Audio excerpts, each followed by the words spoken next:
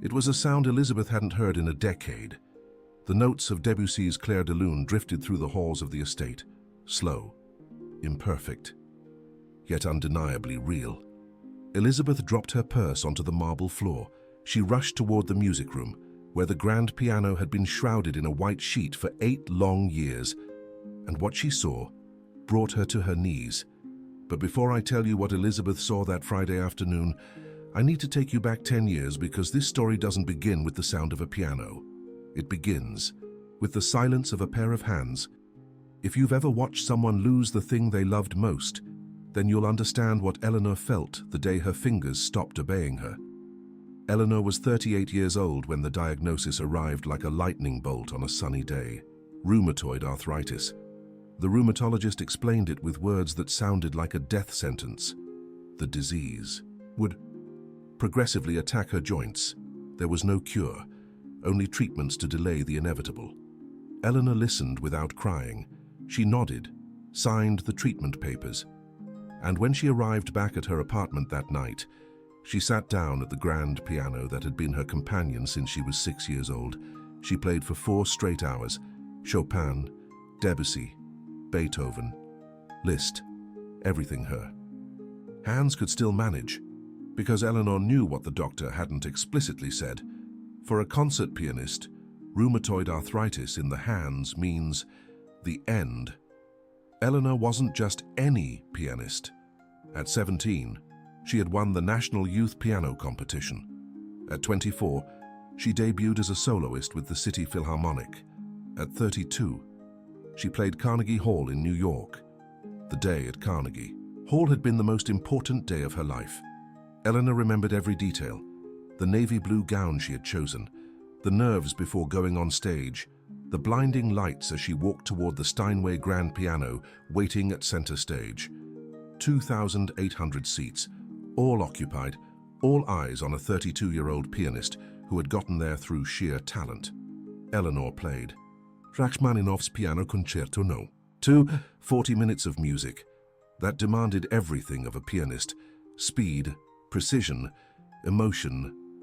When the last note sounded, there was a second of absolute silence. That second where everything is suspended, where the audience processes what it has just heard, and then the explosion, applause that filled the auditorium, shouts of "Bravo!" of people on their feet, tears on the faces of strangers who had been touched by the music. Eleanor took 3 bows. 3 times she went on and off the stage. 3 times the applause continued. After the concert, a critic from the New York Times wrote, "Eleanor has something that cannot be taught. Her hands don't just touch the keys, they touch the soul of the listener." Eleanor kept that article in a special folder. She read it whenever she doubted herself, whenever she needed to remember who she was. Now, that article was at the bottom of a drawer she hadn't opened in years, along with the concert programs, the photographs, the memories of a life that no longer existed. Her hands had graced the keys of the world's most prestigious pianos. They had interpreted the most complex pieces in the classical repertoire. They had received standing ovations from audiences who wept with emotion. And now, at 38, those same hands were beginning to betray her. The first 2 years were a silent battle. Eleanor took the medication, did the exercises, kept practicing 4 hours a day, even though it hurt more and more. But the arthritis didn't negotiate. At 40, Eleanor could no longer complete a piece without errors. The pain in her knuckles was constant. The joints in her fingers began to deform. At 42, she had to cancel her last scheduled concert. She couldn't maintain the tempo for more than 3 minutes straight. At 44, she stopped trying.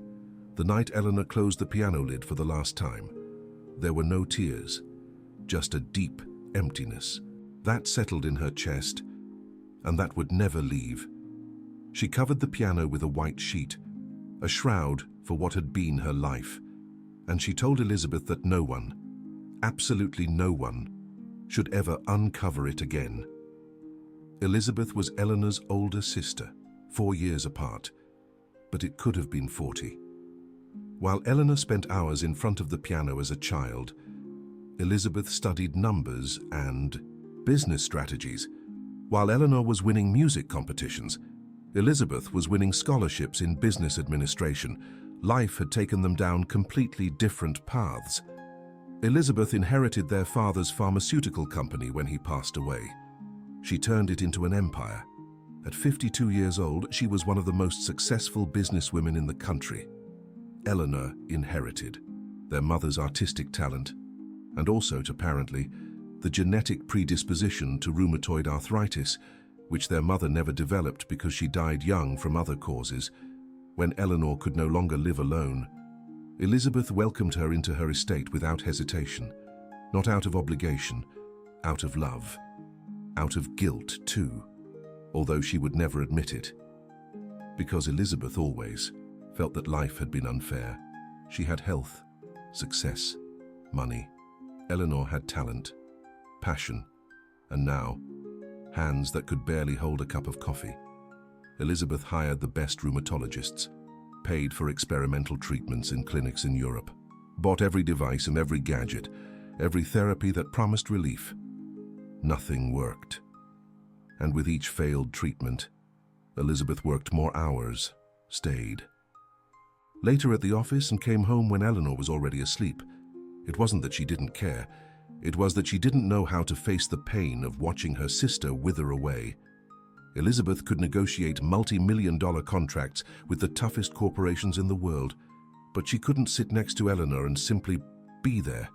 Money was easier to give than time. Distance was easier to maintain than presence. Elizabeth thought she was helping. What she was really doing was running away. This is something she wouldn't discover until much later. 2 years before that Friday afternoon, Elizabeth hired Hazel. The ad simply read, "Housekeeper wanted, full-time, experience required." Hazel was 45 years old when she arrived for the interview, black hair with silver threads gathered in a low bun, calloused hands from years of work, eyes that had seen more pain than her face let on. Hazel's resume was impressive, but not extraordinary.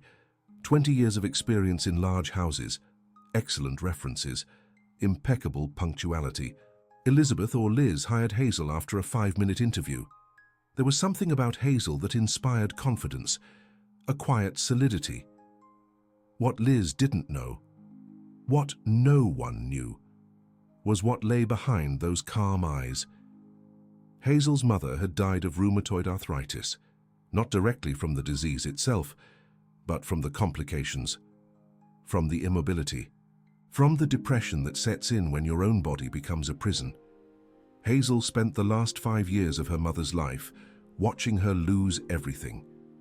First, the ability to walk, then the ability to eat on her own, and finally, the ability to speak.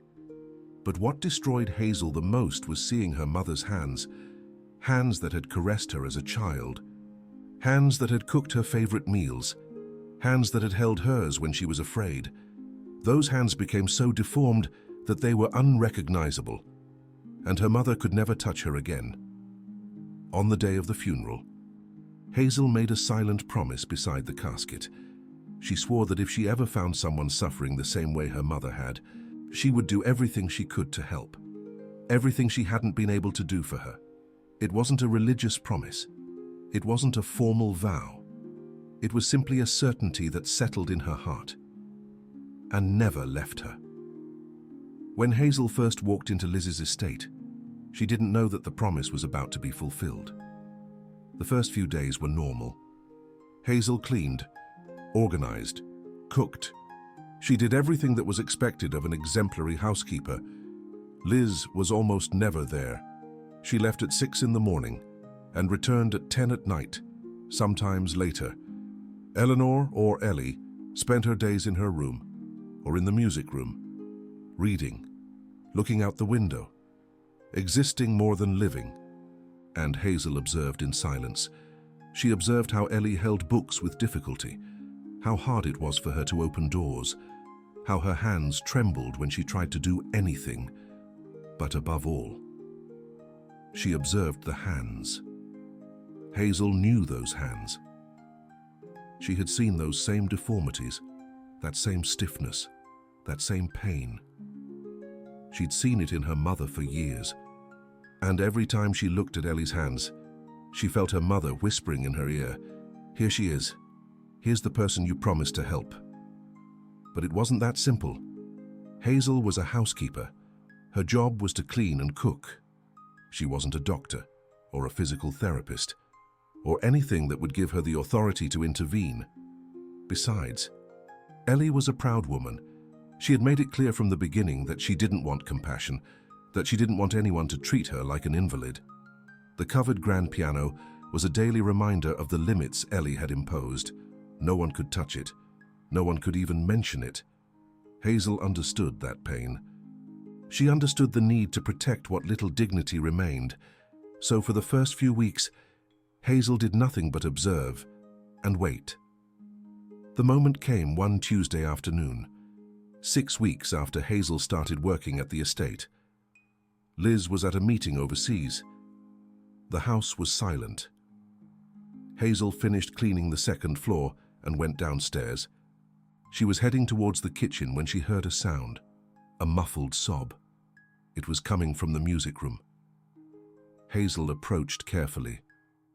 The door was ajar, and she saw Ellie standing in front of the covered piano, crying silently, with one hand on the white sheet, as if she were caressing a casket. Hazel froze. She knew she should leave, that she shouldn't interrupt this private moment, that it wasn't her place.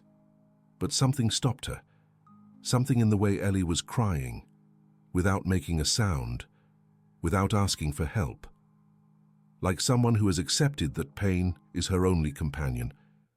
Hazel knew that cry. She had heard it in her own mother. And at that moment, Hazel made a decision.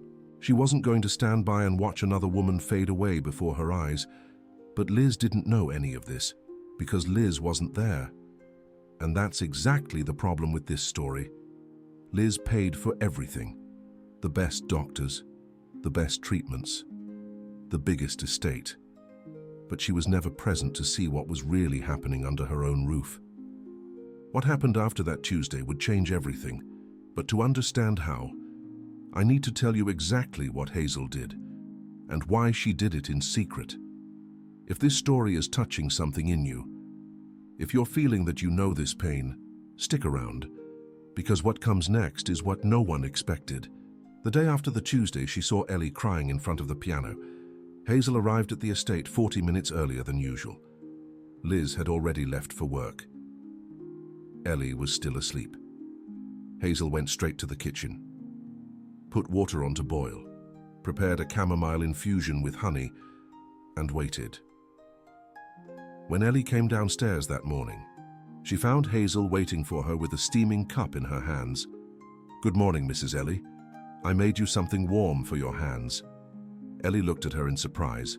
No one had ever offered her something like that before. The doctors gave her pills. Liz gave her money for treatments, but no one had ever simply offered her something warm to hold. Ellie took the cup. The heat seeped through her stiff fingers, and for the first time in months, she felt something akin to relief. It was a small moment, insignificant to anyone who might have seen it. But for Hazel, it was the first step in a plan that had begun to form in her mind. A plan that didn't include pills or experimental treatments. A plan based on something much simpler: presence. In the days that followed, Hazel repeated the ritual every morning, 40 minutes before her official schedule. She arrived at the estate, prepared the infusion, waited for Ellie. Ellie never asked why. She simply accepted the cup each morning and sat to drink in silence. And Hazel observed. She observed how Ellie held the cup, which fingers hurt her the most, how her expression changed when the heat penetrated her joints. Hazel was doing what the doctors never had time to do, studying Ellie, knowing her pain, understanding her body. After 2 weeks of morning tea, Hazel took the next step. One Thursday afternoon, when she finished cleaning the second floor, she went to Ellie's room. She knocked softly on the door. "Mrs. Ellie, I brought something for you." In her hands, she carried a small glass bottle.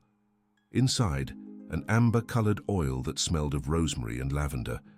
"I bought it with my own money. It's rosemary and lavender oil. My mother used it for her joints." Ellie looked at the bottle with suspicion. "Doctors say those things don't work." Hazel nodded. "Doctors know a lot. But my mother used to say that pain isn't just in the body. It's in the soul, too. And the soul responds to things that medicine can't measure." Eleanor didn't say anything, but she accepted the jar. That night, before sleep, she rubbed some of the oil onto her knuckles. The aroma filled her room. And for the first time in years, she dreamt of her hands playing the piano. It wasn't a miraculous cure. It wasn't even a significant relief from the pain. But it was something. And that something was enough for Eleanor that next day, not to refuse what Hazel proposed. "Mrs. Eleanor, I can give you a hand massage. Just 10 minutes, and if you don't like it, I won't offer again." Eleanor looked at her with those eyes that had seen too many hopes destroyed. "Why do you want to do this, Hazel? It's not your job." Hazel didn't answer immediately. She looked at Eleanor's hands. Those hands that one day had created music that made people cry. "Because my hands can do something for yours, and that's reason enough." Eleanor didn't understand what Hazel meant, not yet, but she nodded. And so, it all began. The first massage lasted exactly 10 minutes. Hazel worked with a delicacy that surprised Eleanor. There was no rush, no excessive force, just slow, circular movements that seemed to know exactly where the pain was. Eleanor closed her eyes, and for a moment, she forgot that her hands were broken. When they finished, Eleanor didn't say thank you. She didn't say anything. She just looked at Hazel with an expression that Hazel hadn't seen before. It was something akin to hope. But it was a fragile hope. So fragile that Eleanor didn't dare name it. What would you have done if you saw someone give up? If you saw someone who had lost all hope start to believe again? Would you have kept going, even if no one asked you to? Hazel did. The next day, she offered the massage again. And the next. And the next. The routine established itself without anyone planning it. Every afternoon, after finishing her cleaning chores, Hazel went to Eleanor's room. She took out the jar of rosemary oil. And for 40 minutes, she worked Eleanor's hands with a patience that defied all logic. 40 minutes every day, without exception. Liz knew nothing of this. She came home too late. She left too early. And when she asked how Eleanor was, the answer was always the same. Same as always. But Eleanor was not the same as always. Something was changing. It was subtle at first. So subtle that not even Eleanor herself noticed. Her hands were still deformed. The pain was still present. The arthritis was still progressing. But something else was happening beneath the surface. Eleanor began to feel tingling in her fingers after the massages. A tingling she hadn't felt in years. She didn't tell anyone, not even Hazel. She was afraid that naming the hope would destroy it. But Hazel noticed. Because Hazel noticed everything. She saw how Eleanor flexed her fingers after the massages, how she looked at them with a different expression, how sometimes, almost without realizing it, she moved them in the air as if she were playing invisible keys. Hazel didn't say anything either. She just kept working. Day after day, week after week. The jar of rosemary oil emptied, and Hazel bought another with her own salary. She never asked for reimbursement, never mentioned the expense. Hazel's hands began to suffer too, from so much massaging, from so much applying pressure, from so much work. Her own hands began to crack. The skin became dry. New calluses appeared. But Hazel didn't complain. Not once. because every time she looked at Eleanor's hands, she saw her mother's hands. And if she could give Eleanor what she couldn't give her mother, then her own hands could pay any price. 3 months passed. 3 months of warm tea every morning. 3 months of massages every afternoon. 3 months of shared silence between two women who understood what pain meant. Each massage session followed a ritual that Hazel had developed over time. First, she warmed the rosemary oil by rubbing it between her palms for 30 seconds. The aroma filled the room, preparing Eleanor for what was to come. Then, she started with the fingers, one by one, massaging from the base to the tip. Slow, constant, circular movements. Eleanor's joints would sometimes crack. The sound was unsettling at first, but Hazel learned to listen to it as a signal. Loud cracking meant accumulated tension. Soft cracking meant progress. After the fingers came the palm. Hazel pressed with her thumbs, following the natural lines of the hand. The lifeline, the heart line, the headline. She didn't believe in palmistry, but she liked to think that she was caressing Eleanor's destiny, rewriting it with each pressure. After the palm came the back of the hand, the tendons visible under the thin skin, the bluish veins that pulsed with each heartbeat, and finally, the wrist, the area where Eleanor's pain was most intense. Where the arthritis had caused the most damage, Hazel worked the wrist with special care, gentle rotations, minimal stretches, delicate pressures. Sometimes Eleanor held her breath. Sometimes she closed her eyes tightly. Sometimes a tear escaped down her cheek. Hazel never told her to stop crying, never told her to be strong. She just kept working, letting the pain come out as it needed to come out. When she finished one hand, she started on the other. The same ritual, the same care, the same patience. 40 minutes each afternoon, 20 per hand. 720 minutes each month. 12 hours of her hands touching Eleanor's hands. Hazel never counted. She didn't do it for numbers. She did it because it was the right thing to do. But if someone had calculated the time that Hazel invested in those 2 years, the result would be astounding. 17,280 minutes, 288 hours, 12 full days of massages, 12 days of her life dedicated to someone else's hands, without extra pay, without recognition, without even a thank you most of the time, because Eleanor didn't know how to thank for something like that. There were no words for what Hazel was doing, and Hazel didn't need words. She just needed to see Eleanor improving, and Eleanor was improving. Not visibly at first, not in a way that a doctor could measure, but in ways that only the two of them could notice. The morning stiffness lasted less. Before, Ellie needed a full hour for her fingers to even start responding in the morning. Now, it only took about 30 minutes. The nighttime pain? That had diminished too. Before, Ellie would wake up multiple times during the night, sharp stabs in her joints, pulling her from sleep.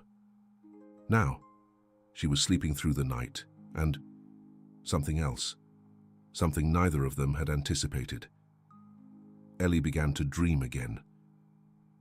Before, her dreams were empty, dark, like bare rooms where she wandered, utterly lost. Now, her dreams had music. She would wake up some mornings with melodies swirling in her head, songs she had played years ago, songs she thought she had completely forgotten. She didn't say anything to Hazel about the dreams. It felt too fragile to share, too dangerous to even name the hope. But Hazel noticed, regardless. She noticed it in the way Ellie looked out the window, less sadness etched on her face, something, almost like curiosity. She noticed it in the way Ellie would move her fingers unconsciously, as if she were playing invisible keys in the air. She noticed it in the way Ellie would sometimes hum, without even realizing it, snippets of melodies that only someone who had played a lot of music would even know. Hazel kept these observations to herself. She didn't want to push. She didn't want to create expectations. She just kept working, day after day and hand after hand, and then something extraordinary happened. One Monday afternoon, after the usual massage, Ellie just stared at the empty bottle of oil. "Hazel, I need to ask you something." Hazel waited. "I want you to uncover the piano." Hazel felt her heart stop. The piano. The grand piano that had been covered for 8 years. The piano that no one was allowed to touch. The piano that Ellie had turned into a monument to her pain. "Are you sure, Miss Ellie?" Ellie didn't respond immediately. She just looked down at her hands, those hands that were still deformed, that still ached, that still couldn't do what they used to, but that could now. "Feel. I want to see if I still remember what it feels like." Hazel walked towards the music room. She stopped in front of the covered piano, took the white sheet in both hands, and pulled. The grand piano appeared like a ghost, returning to life. Black, shining, beautiful. The ivory keys gleamed in the afternoon light. Ellie approached slowly, like someone approaching an old love. After years of separation, she sat down on the bench, raised her hands over the keys, and didn't play a thing. She just sat there, hands suspended, trembling. Hazel didn't say anything, just stood a few feet away, waiting. The minutes ticked by, and then Ellie lowered her hands, not onto the keys, onto her knees. "I still can't," she whispered. "I still can't." Hazel nodded. "Then we'll keep working. Until you can." That night, Hazel bought a notebook. She started drawing exercises for the hands, specific movements, stretches, pressures, everything she had learned from watching videos, reading books, observing Ellie. She wasn't a physical therapist. She had no degree, no formal training, but she had something that no degree could provide: the determination of someone who had made a promise. The notebook filled up, page after page. Each exercise had a name. Each movement had a detailed instruction. She didn't do it to show anyone. She did it to not forget, to make sure that each day she could give Ellie exactly what she needed. What no one knew, what not even Ellie suspected, was that this notebook would become the proof of something that would change everything, but that would come later. For now, there was only the routine: warm tea, massages, exercises, patience, day after day, week after week, month after month. Liz remained completely oblivious, still arriving late, still paying for treatments that didn't work, still thinking that money was enough.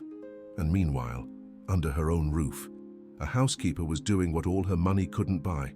She was giving her sister back her hands. 6 months passed. 6 months of daily massages. 6 months of silent exercises. 6 months of fragile hope, growing like a plant in the dark. Hazel's notebook now had more than 50 pages, filled with drawings and notes. Each exercise adapted specifically for Ellie's hands, each movement calibrated, not to cause pain, but to stimulate the atrophied muscles. Hazel had learned hand anatomy by watching videos online at night. She had memorized the names of every bone, every tendon, every joint, the carpal bones, the metacarpals, the phalanges. She didn't do it out of professional obligation. She did it because every name she learned was one more tool to help Ellie. And Ellie was improving. It wasn't a miraculous improvement. It wasn't a cure.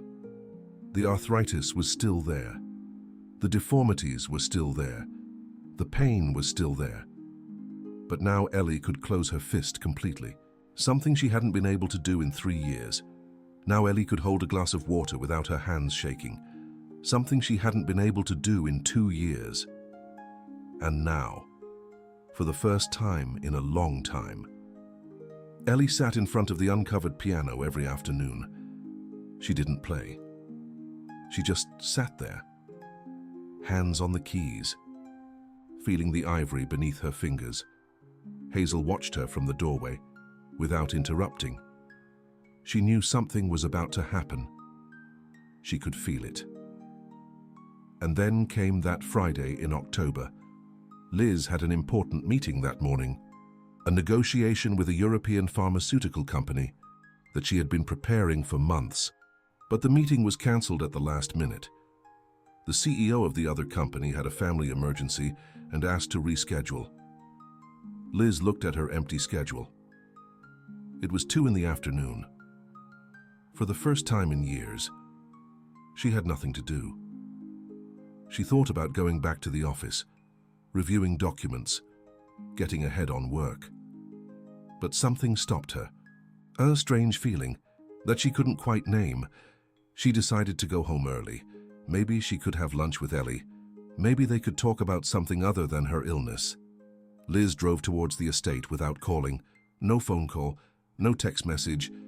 She just arrived. She parked the car in the driveway, walked towards the front door, and then she heard it. A sound that froze her in the middle of the stone path. The notes of Clair de Lune by Debussy. Slow, imperfect, hesitant, but unmistakable. Liz stood motionless. Her heart was beating so loudly. She could hear it in her ears. It was impossible. Ellie hadn't played the piano in 10 years. The piano was covered. Ellie had forbidden anyone from uncovering it.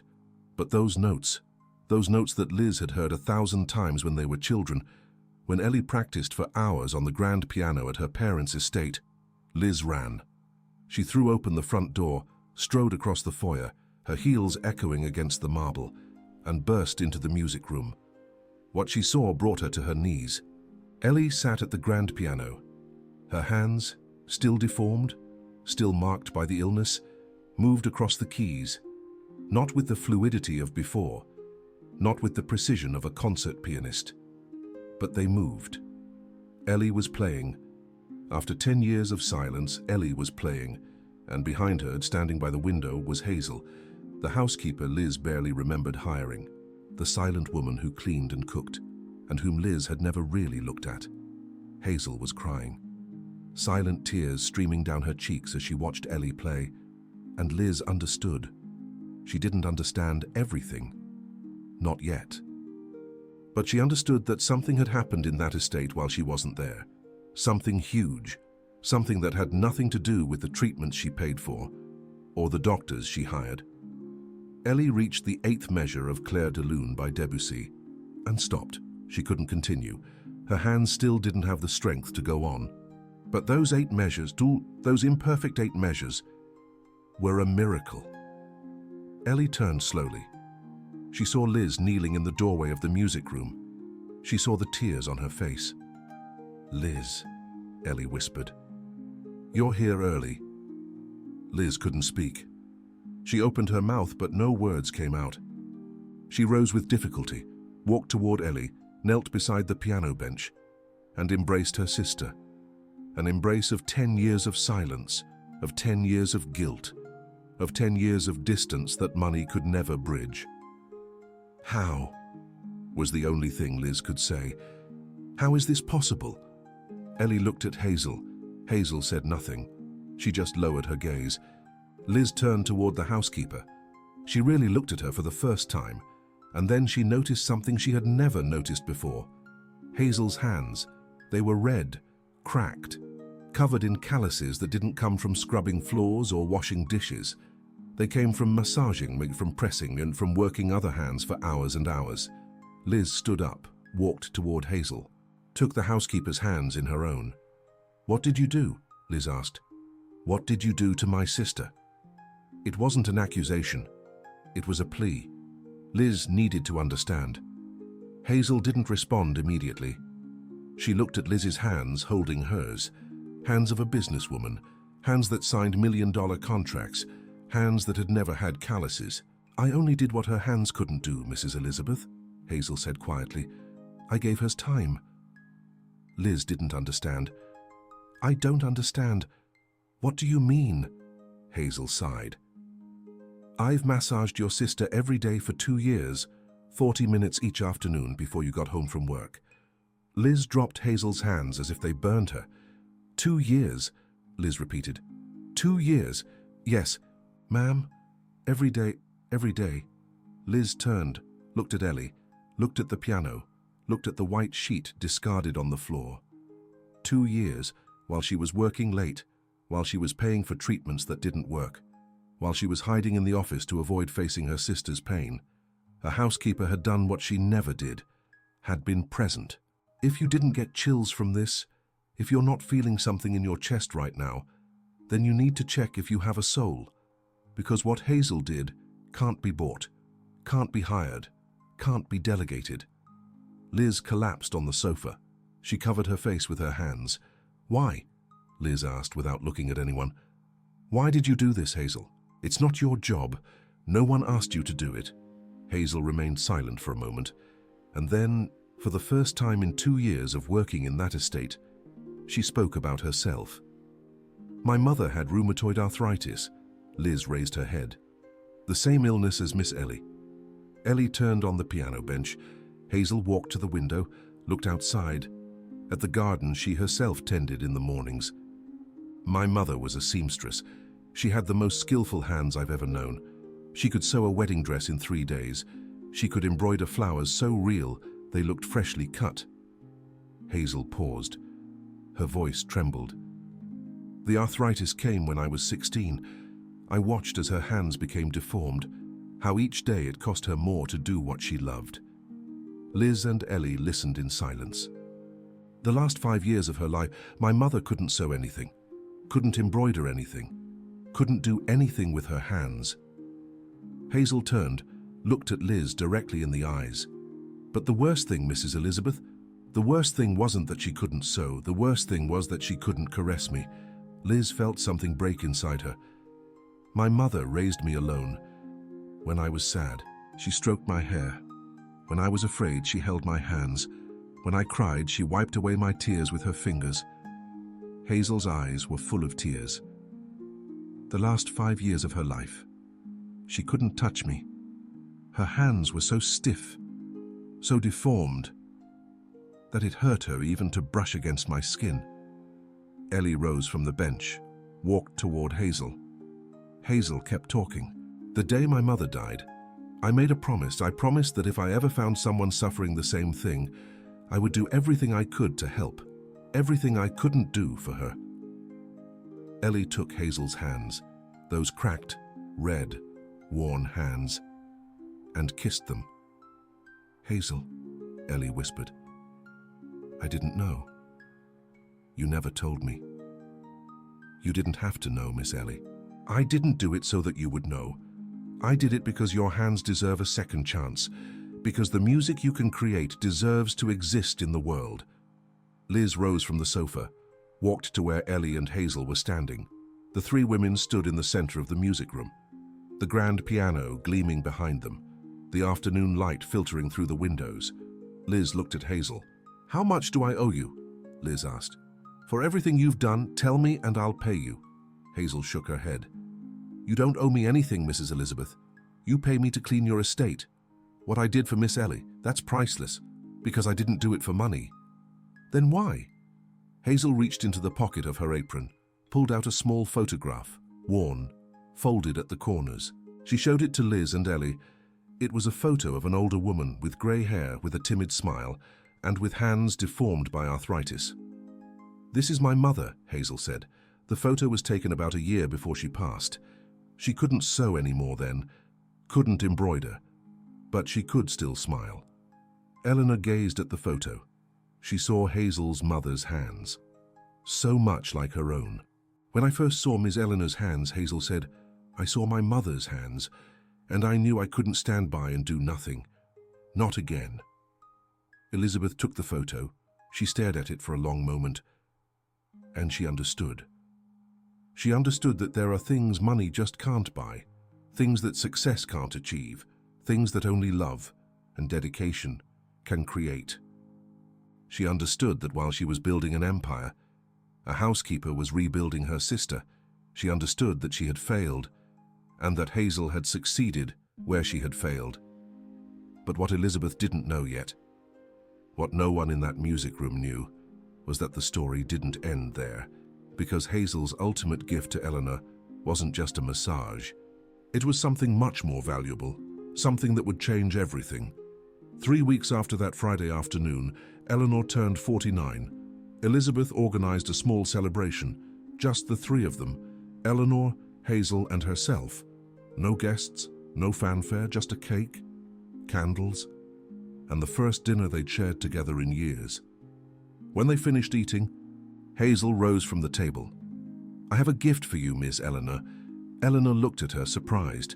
She didn't expect gifts from anyone, least of all from Hazel. Hazel pulled an envelope from her purse, a white envelope, unmarked, no name. She handed it to Eleanor with both hands, as if presenting something sacred. "It's not much," Hazel said, "but I hope it helps." Eleanor opened the envelope. Inside was a handwritten letter, 2 pages, careful, rounded handwriting. From someone who wasn't used to writing much, Eleanor began to read aloud. "Dear Miss Eleanor, I'm writing this because there are things my hands can say, but my mouth can't. You asked me once why I do what I do. I told you it was because of my mother, and it's true, but it's not the whole truth.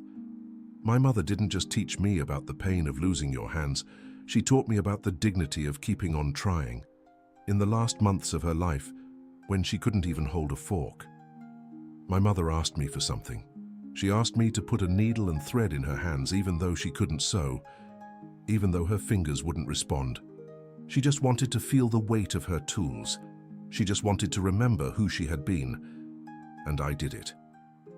Every night before she went to sleep, I placed the needle and thread in her hands, and she held them for a few minutes, without doing anything, just feeling.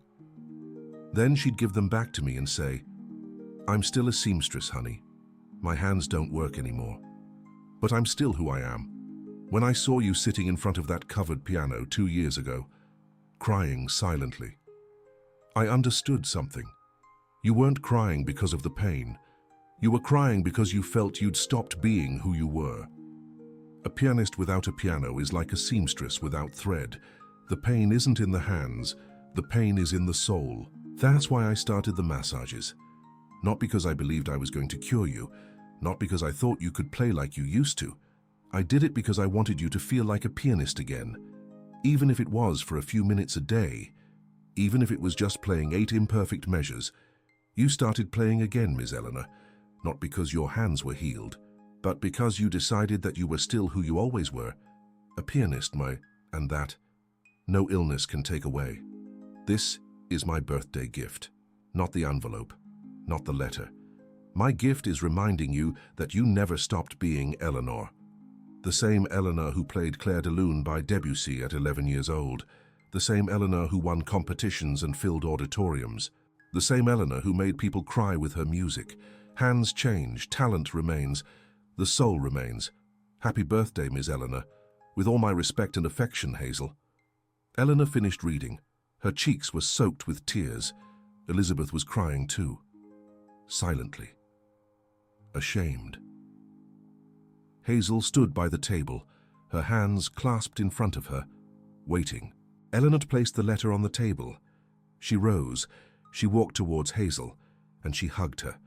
Not a hug from employer to housekeeper, not a formal hug, a hug from someone who'd been saved by someone who had no obligation to save her.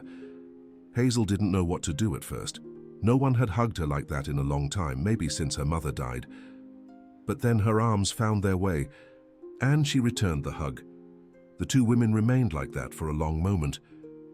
Elizabeth watched them from the table, and in that moment, she understood something she'd never understood before. Money can buy many things. It can buy estates, and treatments, and employees. But it can't buy what Hazel had given Eleanor: presence, patience, hope, and above all, the gift of reminding her who she was. Elizabeth paid for the best doctors, but she never gave her the one thing that doesn't cost anything: time. Hazel gave 2 years of her time, 40 minutes a day of her hands, without asking for anything in return. And the result wasn't a miraculous cure, the result was something more valuable. The result was that Eleanor became Eleanor again. This story shouldn't exist. A housekeeper giving music back to a concert pianist, a millionaire sister discovering that all her money wasn't worth what really mattered, a promise made beside a mother's coffin, fulfilled years later with a stranger. But it does exist. And if it's reached you, it's because you needed to hear it. 4 months after Eleanor's birthday, something extraordinary happened. Eleanor was sitting at the grand piano as she did every afternoon, practicing. Slowly. With patience. Hazel was in the kitchen preparing dinner.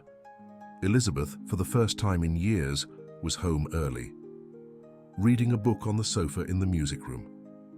And then Eleanor began to play.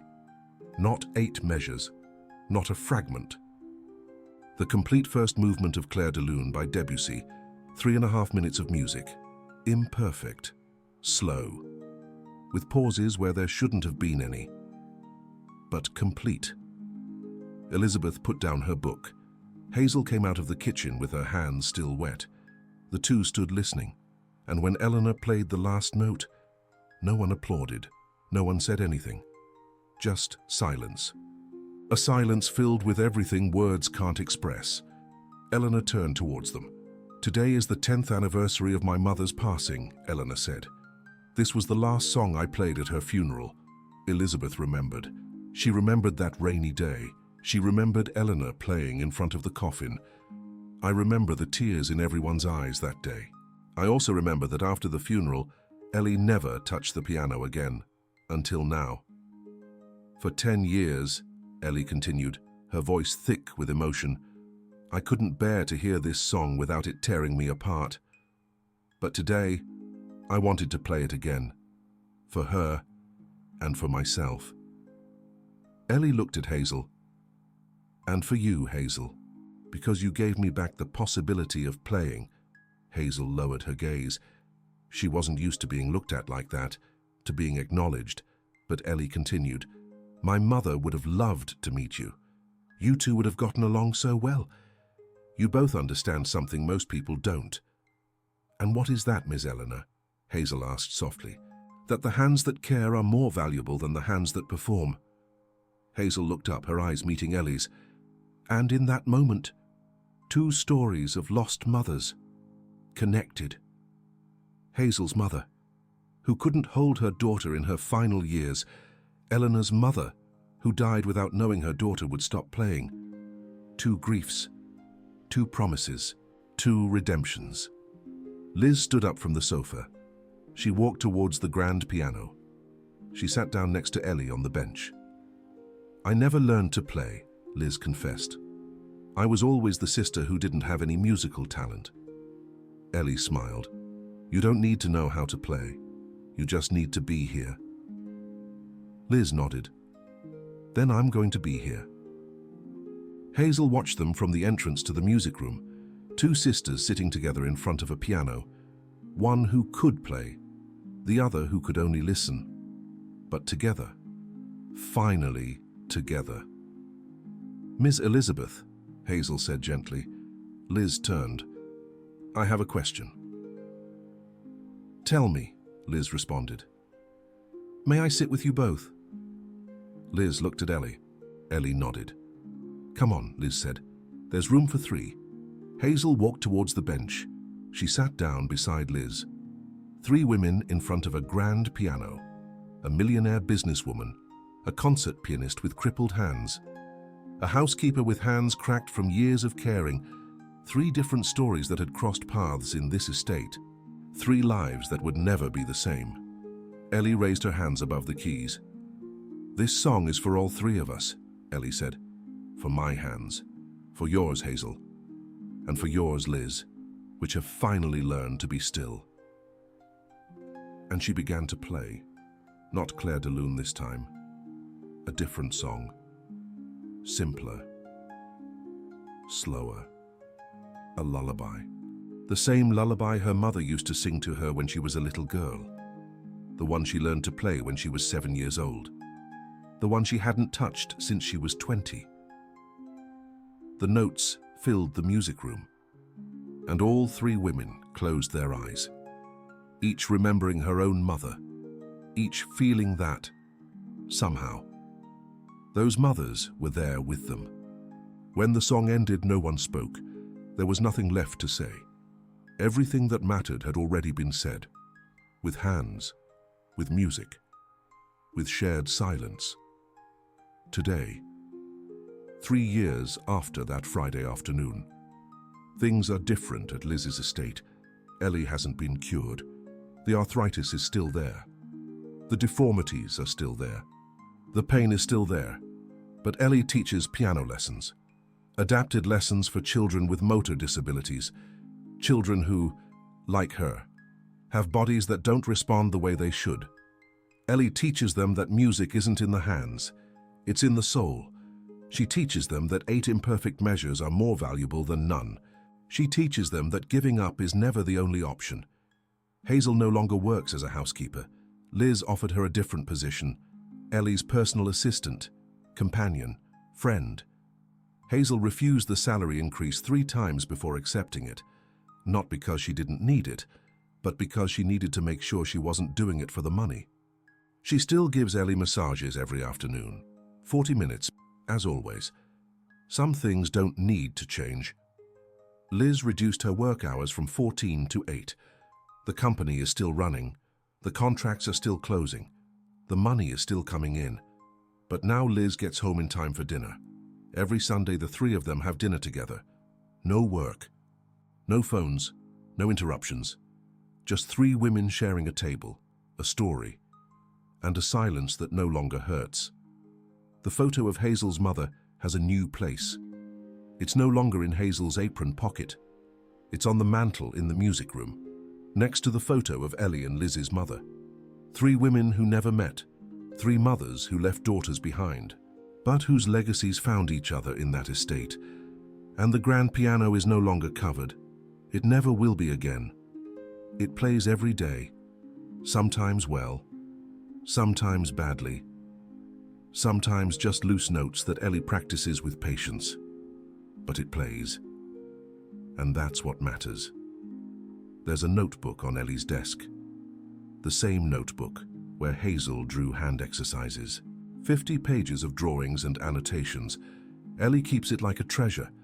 Sometimes she opens it, reads the exercises, looks at the drawings made by someone who didn't have formal training, but who had something more valuable, determination, and every time she looks at it, she remembers the most important lesson she learned in these years. "I can't promise you'll play like you used to," Ellie remembers Hazel saying. "I can only promise that your hands won't be alone." That's what Hazel told her during one of the first massages, when Ellie still didn't believe, when she still thought everything was lost. Your hands won't be alone.